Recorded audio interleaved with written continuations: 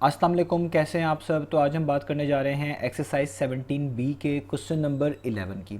तो मेरे पास ये बुक 2 है जिसको हम D2 भी बोलते हैं और उसका ये चैप्टर नंबर 17 चल रहा है जिसका नाम है एवरेजेस ऑफ स्टैटिस्टिकल डाटा। इस चैप्टर से रिलेटेड बहुत सारे सोल्यूशन, बहुत सारा कंटेंट मैं अपने चैनल पर अपलोड कर चुका हूँ। मैंने इस चैप्टर के नेम से एक सेपरेट प्लेलिस्ट भी बनाई हुई है, उसका लिंक डिस्क्रिप्शन में दे दिया है। अगर आप इसके बाकी सोल्यूशन में इंटरेस्टेड हो तो वो लिंक डिस्क्रिप्शन में से देख सकते हैं। इसके अलावा मैंने एक फेसबुक पेज भी बनाया हुआ है, उसका भी लिंक डिस्क्रिप्शन में गिवन है। अगर आपके कोई सजेशन हो मेरे वीडियो कंटेंट के हवाले से या कोई क्वेश्चंस हो तो आप इस फेसबुक पेज के थ्रू मुझ तक पहुंचा सकते हैं। तो आइए स्टार्ट करते हैं हम क्वेश्चन नंबर 11 को। तो क्वेश्चन नंबर 11 की स्टेटमेंट जो है वो मैंने सामने स्क्रीन पर लगा दी है, आपको नजर आ रही है। हम इसको पहले यहाँ से थोड़ा सा समझ लेते हैं और फिर इसके सोल्यूशन की तरफ बढ़ेंगे। तो क्वेश्चन में लिखा हुआ है the number of pets 40 students own is recorded. तो नीचे एक टेबल बनाया हुआ है जिसके अंदर एक साइड पे आपको नंबर ऑफ पेट्स नज़र आ रहा है और एक तरफ नंबर ऑफ स्टूडेंट्स नज़र आ रहे हैं। तो क्वेश्चन में कहा गया है कि नंबर ऑफ पेट्स जो कि 40 स्टूडेंट्स ने रखे हुए हैं वो ऑन करते हैं, उसके बारे में डाटा, उससे रिलेटेड डाटा नीचे बताया गया है। ठीक है, तो इसलिए आप देख सकते हैं नीचे नंबर ऑफ स्टूडेंट्स लिखे हुए हैं जिसमें x, 2, y, 6 और 14 वाली वैल्यूज़ हैं और ऊपर जो है ऊपर वाली रो में नंबर ऑफ पेट्स लिखे हुए हैं जिसमें 2, 4, 6, 8 और 10 लिखे हुए हैं। यहाँ पे एक बात बहुत इंपॉर्टेंट है, ये जो टोटल नंबर ऑफ वैल्यू अक्सर क्वेश्चन में बताई होती है ये फ्रिक्वेंसी से रिलेटेड होती है। यानी यहाँ पे जो ये बताया गया है ना 40 स्टूडेंट्स, तो इस 40 स्टूडेंट्स का मतलब है ये फ्रिक्वेंसी से रिलेटेड वैल्यू है, हम इसको फ्रिक्वेंसी बोलेंगे। ठीक है, और ये भी आपको हेल्प भी करेगी आगे, अभी हम क्वेश्चन में आगे जब बढ़ेंगे। तो जो स्टूडेंट्स ने, कुछ स्टूडेंट्स हैं उन्होंने कुछ पेट्स रखे हुए हैं, उससे रिलेटेड डाटा यहाँ पर हमें बता दिया गया है। तो पार्ट नंबर ए में कहा है कि हमने शो करना है कि x प्लस वाई 18 के इक्वल आता है। अब आप x प्लस वाई देखें तो नंबर ऑफ स्टूडेंट्स वाले सेक्शन में इधर x और y लिखा हुआ है, हमने प्रूफ करना है कि इनको ऐड करें तो 18 आता है। दूसरे पार्ट में लिखा हुआ है कि अगर ये जो सारा कॉलम और रोज जो बने हुए हैं यहाँ पे जो पूरा डाटा लिखा हुआ है, if the mean of the distribution is 6.4, अगर इस सारे डाटा का जो मीन है वो 6.4 है तो हमने ये भी प्रूफ करके दिखाना है कि x में अगर हम 3y ऐड करें तो वो 30 के इक्वल आता है। तीसरे पार्ट में हमने इन्हीं दो इक्वेशंस की मदद से x और y की वैल्यूज़ निकाल कर दिखानी है, लिखा हुआ है find the values of x and y। और बी पार्ट में हमने जो ऊपर वाला ए पार्ट है इसके थर्ड पार्ट को यूज़ करते हुए, यानी इसकी एक्स और वाई की वैल्यूज़ को यूज़ करते हुए हमने मीडियन भी निकालना है। मीडियन का मतलब है द मिडिल मोस्ट वैल्यू, कोई भी डाटा की जो मिडिल मोस्ट वैल्यू है वो भी निकालनी है। और मोड भी निकाल के दिखाना है। मोड का मतलब होता है द मोस्ट रिपीटेड वैल्यू, जो वैल्यू सबसे ज़्यादा मरतबा आ रही होती है उसको मोड बोल रहे होते हैं। इसी डिस्ट्रीब्यूशन का मतलब है जो डाटा डिस्ट्रीब्यूट हुआ हुआ है नंबर ऑफ पेट्स और नंबर ऑफ स्टूडेंट्स की फॉर्म में। तो उम्मीद है आपको चीज़ें समझ आ गई होंगी। एक बात का आपने ख्याल रखना है कि यहाँ पे फ्रिक्वेंसी क्या है और नंबर ऑफ ऑब्जर्वेशंस क्या हैं। लाइक हम एक चीज़ को ऑब्जर्वेशन लेते हैं और एक चीज़ को हम फ्रिक्वेंसी के तौर पे लेते हैं। तो यहाँ पे जो डाटा दिया हुआ है, जो क्वेश्चन के अंदर स्टेटमेंट में आप देख रहे हैं 40 स्टूडेंट्स लिखा हुआ है, इसको हम एज अ फ्रिक्वेंसी पार्ट लेंगे। यानी जो नंबर ऑफ स्टूडेंट्स हैं ये फ्रिक्वेंसी का रोल प्ले करेंगे और जो नंबर ऑफ पेट्स हैं ये हमारी ऑब्जर्वेशन, जिसको हम एक्स भी बोल सकते हैं, उसका रोल प्ले करेंगे। आइए अब इसके सोल्यूशन की तरफ बढ़ते हैं। तो मैंने क्वेश्चन आपकी आसानी के लिए यहाँ पे दोबारा लिख लिया है। तो सबसे हम पहले पार्ट नंबर ए का पार्ट नंबर 1 करते हैं, यानी ए पार्ट का हम करने लगे हैं पार्ट नंबर 1। तो बहुत आसान पार्ट है। तो देखिए लिखा हुआ है, हमने प्रूफ करके दिखाना है कि x प्लस वाई 18 के इक्वल आता है। अब x और y लिखे कहाँ हुए हैं, अगर आप नोटिस करें x और y लिखे हुए इस वाले सेक्शन में जो कि नंबर ऑफ स्टूडेंट्स वाला सेक्शन है। और ऊपर आपको बताया गया है कि जो नंबर ऑफ पेट्स हैं जो कि 40 स्टूडेंट्स ओन करते हैं वो रिकॉर्ड किए गए सारे डाटा में। इसका मतलब है जो टोटल नंबर ऑफ स्टूडेंट्स हैं वो कितने हैं, वो है 40। तो मैं पहले चीज़ यहाँ पे लिख लूँ कि जो टोटल नंबर ऑफ स्टूडेंट्स हैं, टोटल नंबर ऑफ स्टूडेंट्स वो क्या है, वो है आपके पास 40। इसको आप सम ऑफ फ्रिक्वेंसी भी बोल सकते हैं। ठीक है, तो टोटल नंबर ऑफ स्टूडेंट्स कितने दिए हुए हमें, वो दिए हुए हैं 40। ठीक है, तो अब अगर टोटल स्टूडेंट्स 40 हैं तो इधर नंबर ऑफ स्टूडेंट्स के ही रॉ के अंदर आप देखें x भी है और y भी है, और उसी से रिलेटेड हमने ये बात भी प्रूव करनी है कि x और y को ऐड करें तो 18 आता है। तो टोटल नंबर ऑफ स्टूडेंट्स से हमें ये बात पता चलती है कि अगर ये जो नंबर ऑफ स्टूडेंट्स की वैल्यू लिखी हुई है यहाँ पे इस रो में, जहाँ पे मैं हाईलाइट भी कर रहा हूँ, यानी x, 2, y, 6 और 14, ये सारी स्टूडेंट्स की वैल्यू है। तो अगर 40 स्टूडेंट्स हैं टोटल तो इन सब को सम करके 40 के इक्वल आने चाहिए। तो हम इन सबको सम कर लेते हैं। हम सम करते हैं x plus 2 plus y plus 6 plus 14, ये सारे स्टूडेंट्स को प्लस कर लिया क्योंकि ऊपर ही लिखा हुआ है टोटल स्टूडेंट्स 40 हैं, तो ये सारे सम होने के बाद किसके इक्वल आने चाहिए, 40 के इक्वल आने चाहिए। तो यहाँ मैंने इसको लिख लिया 40। अब जस्ट आपने इनको सॉल्व करना है, बहुत सिंपल सा। x और y को तो आप ऐड नहीं कर सकते, लेकिन 2 को, 6 को और 14 को ऐड कर सकते हैं। तो 2 में आप पहले 6 ऐड करें तो 2 प्लस 6 कितने होते हैं, 8। और 8 में आप फर्दर क्या ऐड कर दें, 14। तो 14 में जब आप 8 ऐड करेंगे तो ये आएगा 22, यानी आपके पास आ जाएगा x वैसे का वैसे ही प्लस वाई वैसे का वैसे ही, और 2 प्लस 6 प्लस 14 करने से आपके पास आएगा 22, तो यहाँ पे आएगा 22 वैसे का वैसे ही, और इधर 40 वैसे का वैसे ही। अब यहाँ पर x प्लस वाई को आप वैसे रहने दें, क्योंकि इसकी तो वैल्यू हमने बेसिकली निकालनी है, इसी को तो साबित करना है, इसी को तो शो करना है। ये जो 22 प्लस हो रहा है इसको इक्वेशन के दूसरी साइड पे मूव कर लें, ये वहाँ जाकर क्या हो जाएगा, ये हो जाएगा माइनस, यानी ये हो जाएगा 40 माइनस 22। तो 40 माइनस 22 कितना होता है, 40 माइनस 22 होता है 18। तो इससे पता चला कि x प्लस वाई किसके इक्वल आता है, वो आता है 18 के इक्वल। तो ये हमने शो कर दिया, ठीक है, ये हमने प्रूफ कर दिया इसका पहला पार्ट, एक ए पार्ट का पहला सब पार्ट जो था, तो ये हमारा हो गया प्रूफ, ठीक है, हमने इसको प्रूव कर दिया। आप इसको शोन भी लिख सकते हैं। तो देखें ए पार्ट में यही साबित करना था कि x प्लस वाई 18 के इक्वल आता है, तो हमने प्रूव कर दिया कि x प्लस वाई 18 के इक्वल आता है। अब चलते हैं इसके पार्ट नंबर 2 की तरफ। तो अब हमने करना है पार्ट नंबर ए का सेकंड वाला जो ये सब पार्ट है। तो इसमें लिखा हुआ है if the mean of the distribution is 6.4 show that x plus 3y is equal to 30। तो वो कह रहे हैं कि अगर ये जो ऊपर डाटा दिया हुआ है इस सब का हम मीन निकालें, वो कितना आता है 6.4। तो ये आप प्रूव करके दिखाएं कि x में अगर आप 3y ऐड करेंगे तो 30 के इक्वल आएगा। अब यहाँ पे कुछ चीज़ें इंपॉर्टेंट हैं जो मैंने स्टार्ट में भी बताई हैं कि पहले तो बात ये है कि जो स्टेटमेंट है उसमें जब ये लिखा गया था the number of pets 40 students own, तो ये जो 40 स्टूडेंट्स का यहाँ पे जिक्र किया गया था इसको हमने एज अ फ्रीक्वेंसी ट्रीट करना है कि ये जो बात हुई है स्टूडेंट्स वाली ये फ्रीक्वेंसी से रिलेटेड है, यानी जितने भी स्टूडेंट्स का यहाँ पे डाटा लिखा हुआ है ये सब फ्रीक्वेंसी का डाटा लिखा हुआ है, ठीक है, आपने इसको इस तरह समझना है। और जो दूसरी चीज़ लिखी हुई है वो हम उसको बोल लेते हैं x, वो हमारी x की वैल्यूज़ हैं, हमारी ऑब्जर्वेशन हैं। तो आप इसी तरीके से देखिए मैंने जो नीचे दो ये कॉलम बनाए हैं, तो नंबर ऑफ पेट्स के नीचे लिखा हुआ है x, और उसके अंदर वो सारी वैल्यूज़ लिखी हैं जो ऊपर लिखी हुई थी, आपको क्वेश्चन में भी दिखाई है 2, 4, 6, 8, 10। तो देखिए मैंने इसको कॉलम वाइज लिखा हुआ है 2, 4, 6, 8, 10। और जो नंबर ऑफ स्टूडेंट्स हैं जिनको मैंने कहा आपने एज अ फ्रीक्वेंसी ट्रीट करना है, वो नीचे सारी वैल्यूज़ हैं, वो आपके पास हैं x, 2, y, 6 और 14, और वो यहाँ पे भी लिखी हुई है x, 2, y, 6 और 14। तो अब क्योंकि मीन का जिक्र आ रहा है तो हमें भी मीन के वैल्यू को ही इस्तेमाल करके, मीन के फार्मूलास को ही इस्तेमाल करके ये चीज़ को फाइंड आउट करना पड़ेगा, ये प्रूफ करना पड़ेगा कि x प्लस 3y किसके इक्वल आता है 30 के। अब आप सब जानते हैं मीन का फॉर्मूला क्या होता है, तो मैं यहाँ पे मीन का फॉर्मूला लिख लेता हूँ। तो मीन का फॉर्मूला हमारे पास होता है सम्मेशन ऑफ, जिसको हम कभी कभार सिग्मा भी बोलते हैं, फ्रीक्वेंसी मल्टीप्लाई बाय एक्स और divided by sum of all values, जिसको हम सिग्मा एफ भी बोलते हैं, यानी फ्रीक्वेंसी का सम भी बोलते हैं।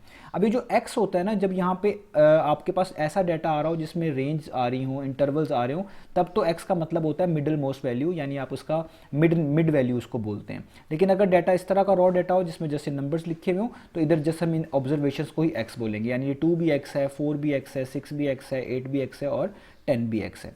अब साफ पता चल रहा है कि हमें पहले सिग्मा एफ एक्स निकालना पड़ेगा और उसको सिग्मा एफ से डिवाइड करना पड़ेगा और उसको मीन के इक्वल रखना पड़ेगा, तब ही हम ये प्रूफ कर पाएंगे कि x प्लस 3y किसके इक्वल आता है 30 के।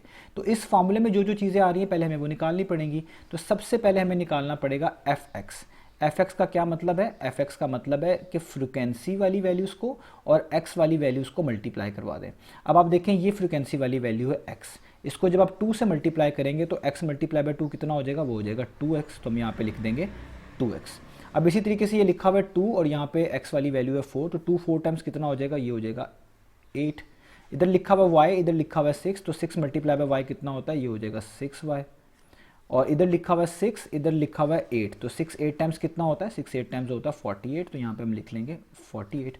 और इसी तरीके से जो हमारे पास यहाँ पे लिखा हुआ है 14, इसको हम 10 से मल्टीप्लाई करेंगे तो ये क्या हो जाएगा, 14 10 टाइम्स कितना होता है, ये होता है 140, तो यहाँ पे हमारे पास आ जाएगा 140। तो ये हमने निकाल लिया है एफ एक्स, क्योंकि मीन के फॉर्मूले में एफ एक्स चाहिए था, फ्रिक्वेंसी को और एक्स को मल्टीप्लाई करना था। तो देखिए मैंने फ्रिक्वेंसी और एक्स को मल्टीप्लाई करके ये वाली वैल्यू निकाल ली है। अब हमें चाहिए सम्मेशन, क्योंकि इसके पीछे सिग्मा भी लगा हुआ है, सिग्मा का मतलब है इन सबको आप ऐड कर दें, तो ये जितनी भी वैल्यूज़ हैं हम इनको ऐड करेंगे। और हमें चाहिए सिग्मा एफ भी, तो सिग्मा एफ का क्या मतलब है, जितनी भी फ्रिक्वेंसी की वैल्यूज़ हैं इनको ऐड कर दें, ठीक है। तो हमें इन वैल्यूज़ को भी क्या करना पड़ेगा, ऐड करना पड़ेगा। अब सिग्मा एफ हमें एक तरह का गिवन है, वो हमें टोटल बताया गया, हमें इन वैल्यूज़ को ऐड करने की ज़रूरत नहीं है, क्योंकि सिग्मा एफ कितना होता है, टोटल नंबर ऑफ वैल्यूज़ वो है 40 स्टूडेंट्स। तो सिग्मा एफ के बारे में तो हम डायरेक्ट बता सकते हैं कि हमें इनको ऐड करने की ज़रूरत नहीं है, अभी हमने ऊपर यूज़ भी किया है कि वो किसके इक्वल आएंगे, वो 40 के इक्वल आएंगे। बेशक अभी एक्स और वाई की हमें वैल्यूज़ पता नहीं है, लेकिन हमें इनका टोटल तो पता है कि जो कि सिग्मा एफ है वो कितना है, वो है 40। तो सिग्मा एफ तो हम डायरेक्ट यूज़ कर लेंगे 40, एफ एक्स में इन सबको करना पड़ेगा सम। तो आइए अब हम इस सबको सम भी करते हैं, क्योंकि इसमें कुछ एक्स और वाई आ रहे हैं, मैं इनको अलग से सम करूंगा और फिर इसको मीन के फॉर्मूलाज में पुट भी करते हैं। तो पहले हम इनको कर लेते हैं, यहाँ पे लिख लेते हैं मीन का फॉर्मूला दोबारा से। तो मीन का फॉर्मूला होगा mean is equal to summation of F X और नीचे डिवाइड आएगा सिग्मा एफ, ठीक है। तो अब हम एफ एक्स को सम कर लेते हैं। तो एफ एक्स को सम करने का मतलब है इन सारी वैल्यूज़ को सम करना, जो मैं यहाँ पे लिखने लगा हूँ। तो हम लिखेंगे 2x plus 8 plus 6y plus 48 और प्लस 140। ये मैंने सबको सम कर लिया और डिवाइड करूँगा किससे, सिग्मा एफ से। और सिग्मा एफ बहुत क्लियर है, मैंने अभी आपको ऊपर बताया, सिग्मा एफ का मतलब है टोटल नंबर ऑफ स्टूडेंट्स, और टोटल नंबर ऑफ स्टूडेंट्स कितने हैं, वो हैं 40। तो इसलिए हम यहाँ पे डायरेक्ट लिख लेंगे 40। अब ये जो मीन की वैल्यू है ये भी हमें बताई हुई थी, अगर आप क्वेश्चन में देखें हमें मीन की वैल्यू बताई हुई थी, वो कितनी थी, वो थी 6.4। तो मीन की जगह हम लिख लेंगे 6.4 और इन सबको सॉल्व करेंगे और हमारी चीज़ें प्रूव होना शुरू हो जाएंगी। तो मीन की जगह पे हम लिख लेंगे 6.4, यहाँ पे आ जाएगा 6.4 इक्वल टू का साइन। अब इनमें जो नंबर्स हैं उनको सॉल्व कर लें। जैसे आप देखें 8 में 48 ऐड हो सकता है और 48 में 140 ऐड हो सकता है। तो अगर आप 8 प्लस 48 करेंगे और उसमें प्लस करेंगे 140, तो आपके पास आंसर आएगा 196। यानी 2x को आप वैसे ही लिखें, 6y को भी आप वैसे ही लिखें, और 8 प्लस 48 प्लस 140 करेंगे तो आपके पास आएगा 196। और नीचे जो आपके पास 40 है ये वैसे का क्या रहेगा, वैसा ही रहेगा, ठीक है। मैं इसको पेज को थोड़ा और नीचे कर लेता हूँ ताकि आप लोगों को आसानी हो जाए। अब ये जो 40 यहाँ पे डिवाइड हो रहा है ये 6.4 से क्या होगा, ये होगा मल्टीप्लाई, यानी आप लिखेंगे 6.4 मल्टीप्लाई बाय 40, और यहाँ पे आपके पास बचेगा 2x प्लस 6y प्लस 196, ठीक है। अब ये आप इसको 6.4 को जब आप 40 से मल्टीप्लाई करेंगे तो आपके पास इसका आंसर आएगा 256। तो यहाँ पे आएगा 256, और यहाँ पे जो ये प्लस 196 है इसको इक्वेशन की इस तरफ मूव कर लेंगे तो ये यहाँ के क्या हो जाएगा, माइनस, ये हो जाएगा माइनस 196, और यहाँ पे बचेगा 2x प्लस 6y। तो अब आपने 256 में से 196 को माइनस कर देना है, तो ये आता है 60, यानी यहाँ पे 60 आएगा, और यहाँ पे बचेगा 2x प्लस 6y। तो अब आप देखें ये जो हमारे पास राइट साइड लिखी हुई है इसमें यहाँ पे 2 है और 6 है। 2 और 6 में 2 कॉमन है। 2 कॉमन का मतलब होता है कि सबसे बड़ा नंबर जो इन दोनों को डिवाइड करता है वो क्या है, वो है 2। तो आप या तो कॉमन निकाल लें यहाँ पे 2, या इन सारी इस इक्वेशन के दोनों साइड पे इनको 2 से डिवाइड कर दें ताकि ये मज़ीद सॉल्व हो जाए। तो मैं इस दोनों साइड पे 2 से डिवाइड कर रहा हूँ, और उसकी रीज़न मैंने आपको बताई है, ये है कि यहाँ पे 2 और 6 में क्या चीज़ कॉमन है, 2 कॉमन है। इन दोनों को डिवाइड करने वाला क्या है, नंबर 2। तो मैं यहाँ पर भी किससे डिवाइड कर देता हूँ, 2 से, और यहाँ पर भी किससे डिवाइड कर देता हूँ, 2 से, ताकि ये और फर्दर सिंप्लीफाई हमारे पास हो जाए। तो ये आपको क्लियर है, 2 1 टाइम्स 2 30 टाइम्स होता है, तो यहाँ पे आ जाएगा 30, और यहाँ पे तो ये 2 2 से कैंसिल हो जाएगा, तो यहाँ पे बचेगा x, और यहाँ पे 2 1 टाइम्स 2 होता है, 2 3 टाइम्स 6 होता है, यहाँ पे आ जाएगा 3y। तो हमारे पास आंसर आ गया x plus 3y is equal to 30, और यही हमने प्रूफ करके दिखाना था। तो अगर मैं आपको क्वेश्चन दोबारा दिखाऊं तो क्वेश्चन में हमने यही प्रूफ करके दिखाना था कि x प्लस 3y किसके इक्वल आता है, 30 के, और हमने ये ले आए हैं, हमने प्रूफ कर लिया कि x प्लस 3y किसके इक्वल आता है, 30 के। तो ये हो गया इसका सेकेंड सब पार्ट। अब इसके चलते हैं नेक्स्ट पार्ट के ऊपर। तो अब हम इसका करते हैं थर्ड पार्ट। तो थर्ड पार्ट में लिखा हुआ है कि आपने x और y की वैल्यू निकाल कर दिखानी है। अब x और y की वैल्यू कहाँ से निकलेगी, x और y की वैल्यू निकलेगी पार्ट नंबर 1 और पार्ट नंबर 2 से, जहाँ पे दो इक्वेशंस दी हुई हैं। एक तो ये दी हुई है x plus Y is equal to 18, और एक ये दी हुई है x plus 3y is equal to 30। तो हमने इन्हीं वैल्यूज़ को जो है इन्हीं इक्वेशंस को लिख लेना है, और इनकी मदद से हमने x और y की वैल्यूज़ निकाल लेनी है। तो आइए स्टार्ट करते हैं जल्दी से पार्ट नंबर 3 को। तो पार्ट नंबर 3 में हमने पहले वो जो दोनों इक्वेशंस ऊपर हमने यूज़ किए हैं और फाइंड आउट भी करी हैं, प्रूफ भी करी हैं, उनको हम ऊपर नीचे लिख लेते हैं। हम एक तरफ लिखेंगे x plus Y is equal to 18, और जो दूसरी इक्वेशन है हमारे पास वो है x plus 3y is equal to 30, x plus 3y is equal to 30। अब आपको ये इक्वेशन सॉल्व करना आती हैं, ये हमने स्टार्ट के जो चैप्टर्स थे D2 में उसमें हमने समझी हुई हैं। आप इसमें इसका नाम रख लें इक्वेशन नंबर 1, और इसका नाम रख लें आप इक्वेशन नंबर 2। तो रूल ये होता है, जो जल्दी से मैं आपको बताऊंगा शॉर्ट करके, कि अगर आपके पास कोई इक्वेशन आ रही है उसमें कोई वेरिएबल ऐसे हों जिनके कॉफिशिएंट्स भी सेम हो और साइन भी सेम हो। जैसे अगर आप देखें कि इन दोनों इक्वेशन में ये x, इधर भी x लिखा हुआ है, इधर भी x लिखा हुआ है, और इनके दोनों के कोफिशिएंट सेम है। कोफिशिएंट का मतलब जो इनके साथ लिखे होते हैं, जैसे यहाँ पे आप देखें 1 लिखा हुआ है, यहाँ पे भी क्या लिखा हुआ है, 1 लिखा हुआ है, कुछ भी नहीं यानी 1 कंसीडर करेंगे। तो ऐसे सिनेरियो में जब सेम कोफिशिएंट हो, यहाँ भी +1 यहाँ भी +1, साइन भी सेम होने चाहिए, तो ऐसे केस में आप इन इक्वेशंस को सब्ट्रैक्ट कर देते हैं।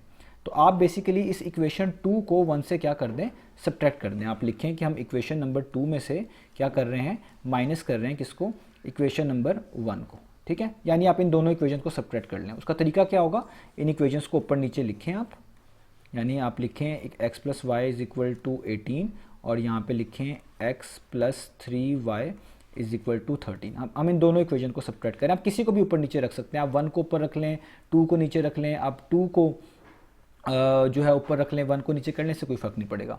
और जब आप सब्ट्रैक्ट करते हैं ना तो साइन चेंज करेंगे और निचली वाली इक्वेशन का साइन चेंज करें। जैसे ये पॉजिटिव x लिखा हुआ है ना, तो इसको हम क्या कर देंगे, नेगेटिव, यानी इसका नया साइन काउंट होगा। ये +3y लिखा हुआ है, इसको क्या कर देंगे, नेगेटिव। ये +30 लिखा हुआ है, इसको क्या कर देंगे, नेगेटिव। ये नए साइन हम इसके काउंट किया करेंगे। तो आप देखें ये पॉजिटिव और ये नेगेटिव, प्लस माइनस माइनस, यानी ये तो हो जाएगा कैंसिल। यहाँ पे लिखा हुआ है +y, यहाँ पे लिखा हुआ है -3y, तो प्लस माइनस क्या होता है, माइनस, यानी आपको माइनस करना है। तो 3y में से y माइनस कर दें, तो इसका मतलब है y का माइनस करने का मतलब है 1y माइनस करना।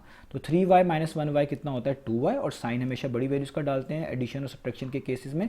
तो 3 हमारे पास बड़ी वैल्यू थी, तो उसके साथ यहाँ पे ये नया साइन नेगेटिव है, तो आपको भी यहाँ पे क्या डालना पड़ेगा, नेगेटिव डालना पड़ेगा। तो यहाँ पे है +18 और यहाँ पे क्या है, यहाँ पे है -30, यानी प्लस माइनस माइनस, आपने माइनस करना है। तो 30 में से पहले 18 माइनस करें, तो 30 में से 18 माइनस करें, आपके पास आएगा 12, और साइन बड़ी वैल्यू का यूज़ करेंगे, 30 का यूज़ करेंगे, उसका ये नया साइन नेगेटिव है, तो यहाँ पे आप डाल दें नेगेटिव।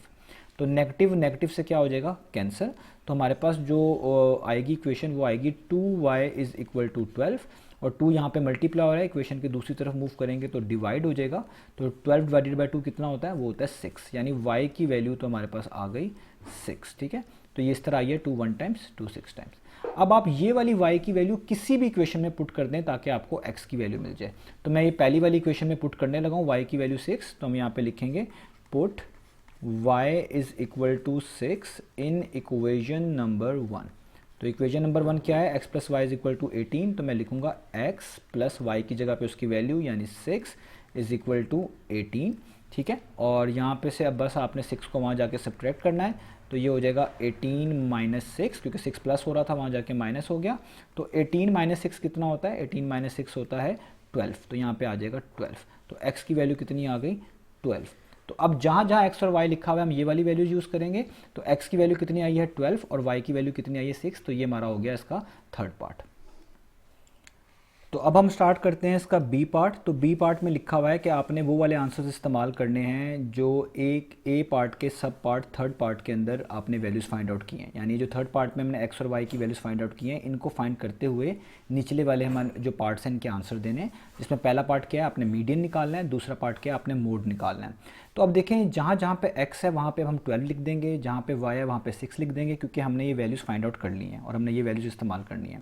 तो ये जो पहले ये मैंने दोबारा से कॉलम बनाए हुए हैं, ये वही कॉलम है जो मैंने अभी पार्ट नंबर ए में भी यूज़ किए हैं। एक तरफ नंबर ऑफ पेट्स लिखे हुए हैं जिनको मैं x से रिप्रेजेंट कर रहा हूँ, और एक तरफ नंबर ऑफ स्टूडेंट्स लिखे हुए जिनको मैं फ्रिक्वेंसी कह रहा हूँ, क्योंकि ऊपर डाटा के अंदर जो हमें वैल्यू गिवन होती है टोटल, उसी को हम फ्रिक्वेंसी का रोल उसी से फ्रिक्वेंसी का रोल प्ले करवाते हैं। तो इसलिए मैंने नंबर ऑफ स्टूडेंट्स को फ्रिक्वेंसी कहा हुआ है। तो अब मैं इसी कॉलम में जो वैल्यूज़ लिखी हुई थी पहले से दी हुई थी, x की जगह पे उसकी वैल्यू पुट करने जा रहा हूँ। तो x की जगह पे आपको पता है 12 आएगा, तो यहाँ पे मैं लिख देता हूँ 12, और इस y की जगह पे जो मैंने वैल्यू निकाल ली है मैं वो पुट कर दूंगा, तो वो हम इसकी जगह पे पुट कर देंगे 6, क्योंकि y की वैल्यू कितनी निकाली है 6। अब पहले मीडियन निकालना है। जब इस तरह का आपके पास डाटा होता है कि कुछ ऑब्जर्वेशंस x लिखी होती हैं, कुछ स्टूडेंट्स लिखे होते हैं, इस तरह का आपके पास एक डाटा बन रहा होता है, तो ऐसे केस में मीडियन किस तरह निकालते हैं। तो ऐसे केस में मीडियन निकालने के लिए आपको एक चीज़ निकालनी पड़ती है जिसको हम बोलते हैं CF, ठीक है, C.F। C.F का क्या मतलब होता है, कम्युलेटिव फ्रिक्वेंसी। आपको हमेशा कम्युलेटिव फ्रिक्वेंसी निकालनी पड़ेगी ऐसे केस में। अब ये कैसे निकलती है, इसमें जो पहली फ्रिक्वेंसी लिखी होती है, क्योंकि ये F वाला कॉलम है, इसको आप वैसे ही लिख लेंगे, आप इसको लिख लेंगे वैसे का वैसे 12। और अब आप हर फ्रिक्वेंसी में अगली वाली फ्रिक्वेंसी को ऐड करेंगे, यानी कम्युलेटिव फ्रिक्वेंसी अगर 12 आई है तो 12 में 2 ऐड कर दें, जो कि नेक्स्ट फ्रिक्वेंसी यहाँ पे लिखी है। तो 12 + 2 कितना हो जाएगा, वो हो जाएगा 14। अब 14 आ गई, अब 14 में नेक्स्ट फ्रिक्वेंसी ऐड कर दें, तो 14 + 6 कितना हो जाएगा, वो हो जाएगा 20। अब 20 आ गया, 20 में नेक्स्ट ऐड कर दे, तो 20 + 6 कितना हो जाएगा, वो हो जाएगा 26। और अब आपको 26 आ गया तो इसमें नेक्स्ट ऐड कर दें, यानी 26 में क्या ऐड कर दें, आप कर दें 14 ऐड, तो 26 + 40 कितना 14 कितना हो जाएगा, वो हो जाएगा कंप्लीट 40। इसको बोलते हैं कम्युलेटिव फ्रिक्वेंसी। अब इसका क्या काम है ये भी आपको यहाँ पर थोड़ी देर में समझ आएगा। अच्छा जी, अब हमने जब ये कम्युलेटिव फ्रिक्वेंसी निकाल ली तो अब हम मीडियन की तरफ चलते हैं। तो मैं यहाँ पे इसके पैरेलल ही कर रहा हूँ। तो मीडियन में सबसे पहले ना हमें निकालनी पड़ती है एक तरह की जो है पोजीशंस। तो हमें क्योंकि पोजीशन निकालेंगे तो पता चलेगा, तो मीडियन का जब भी काम आता है सबसे पहले हम निकालते हैं मिडल पोजीशन। हम क्या निकालेंगे, मिडल पोजीशन। तो हम यहाँ पे लिखेंगे मिडल पोजीशन, कि मिडल पोजीशन बनती क्या है, क्योंकि मीडियन का मतलब यही होता है द मिडल मोस्ट वैल्यू। तो हम यहाँ पे लिखेंगे मिडल पोजीशन। अब मिडल पोजीशन क्या बनती है, उसका फॉर्मूला होता है n+1 / 2। n का मतलब होता है टोटल नंबर ऑफ वैल्यूज़, और वो मैं आपको यहाँ पे बता चुका हूँ। टोटल नंबर ऑफ वैल्यूज़ का मतलब यहाँ पे है 40 स्टूडेंट्स। तो n की जगह पे आप लिख दें 40, इसमें आप प्लस कर दें 1 और इधर डिवाइड कर दें 2। तो 40 + 1 कितना होता है, ये होता है 41, और नीचे क्या हो जाएगा 2 पे डिवाइड, यानी 41 को 2 पे डिवाइड करने का मतलब है 41 का हाफ। तो 41 का आप हाफ करें तो वो आता है 20.5, और ये पोजीशन आती है, इसको हम पोजीशन वैल्यू बोलते हैं। ये 20.5 आप कह लें पोजीशन है, यानी हमारा जो मिडिल पोजीशन है वो कहीं यहाँ करके बनेगी, ये हमें बता रहा होता है। अब इस जो 20.5 ये जो हमारे पास वैल्यू आती है, इसका क्या मतलब लिया जाता है, इसका मतलब लिया जाता है कि आपका मीडियन 20th और 21th पोजीशन के मीन में होगा। ठीक है, मैं यहाँ पे इसको लिख भी देता हूँ कि इससे हम क्या लेते हैं, 20.5 से मतलब इससे हम ये लेते हैं मतलब कि हमारा जो मीडियन होगा वो किस तरीके से आएगा, वो आएगा आपको मीन निकालना पड़ेगा। मीन किसका निकालना पड़ेगा, मीन ऑफ द डाटा, उस डाटा का मीन ऑफ द डाटा जो कि कहाँ पे लाया करेगा, 20.5 का मतलब है 20 और 21st, यानी 20 जो फर्स्ट पोजीशन बनती है उसके दरमियान। ठीक है, आप यहाँ पे लिख दें mean of the data in the 20th and 21st position and 21st position. ठीक है, तो जब भी आप ये फार्मूला यूज़ किया करेंगे, ये जो भी वैल्यू आया करेगी, इस वैल्यू के अगला और पिछले नंबर का आप मीन निकालेंगे तो तभी आपको मीडियन मिलेगा। अब हमने ये देखना है कि ये 20th और 21st पोजीशन कहाँ पे करके आएंगी, तो ये इसमें आपको हेल्प करती है कम्युलेटिव फ्रिक्वेंसी। आप देखें 20th और 21st पोजीशन कहाँ कहाँ पे बन सकती है, यानी कहाँ पे हमारा डाटा ये लाई कर रहा होगा। तो देखें यहाँ पे लिखा हुआ 20 और यहाँ पे लिखा हुआ 26। इसका मतलब है आपका जो मीडियन होगा वो इन दो वैल्यूज़ के लिहाज से रिप्रेजेंट होगा, यानी आप देखें कि इन दो वैल्यूज़ के दरमियान आपका कहीं मीडियन होगा। तो 20th और 26 के दरमियान ही 20th और 21st पोजीशन बन सकती है। तो आप इनके पैरेलल देखें, इनके पैरेलल क्या लिखा हुआ है, इसके पैरेलल लिखा हुआ है 6, और 26 के बिल्कुल पैरेलल देखें तो हमारी नंबर ऑफ ऑब्जर्वेशन x क्या है, वो है 8, क्योंकि हमने इनको ऑब्जर्वेशन कहा हुआ है, हम इन वैल्यूज़ को पिक करते हैं। तो 20th पोजीशन पे तो हमारे पास है 6, तो हम उसको लिख लेंगे 6। 26 पोजीशन के ऊपर अगर आप देखें इस इंटरवल के लिहाज से मैं कह रहा हूँ तो वो है 8, तो आप यहाँ पे लिख लेंगे 8, और इनका निकालेंगे मीन। मीन निकालने का मतलब होता है इनको सम करें, अब क्योंकि दो वैल्यूज़ हैं तो उनको किस पे डिवाइड कर दें, 2 पे डिवाइड कर दें। तो 6 + 8 कितना होता है, वो होता है 14, और नीचे आप किस पे डिवाइड करेंगे, 2 पे। तो 14 / 2 कितना होता है, 2 1 टाइम्स, 2 7 टाइम्स, तो आंसर क्या आया 7। इसका मतलब हमारा मीडियन कितना होगा, हमारा मीडियन होगा 7। तो ये जो पोजीशंस आती हैं इसका मतलब होता है कि कम्युलेटिव फ्रिक्वेंसी में वो दोनों नंबर्स को ढूंढे जहाँ पे ये पोजीशंस बन रही हैं, क्योंकि 20th थी और 21st थी तो वो 20 और 26 वाले इंटरवल के दरमियान आनी थी। तो मैंने इन दोनों को देखें हाईलाइट कर लिया, और इनके पैरेलल वैल्यूज़ देखें ऑब्जर्वेशन की क्या है, एक 6 थी एक 8 थी, तो इन वैल्यूज़ का आप मीन ले लें। तो इन वैल्यूज़ का मैंने मीन लिया तो आंसर क्या आया 7, यानी सारे डेटा का अगर मीडियन निकाला जाए तो वो क्या होता है, वो आएगा 7।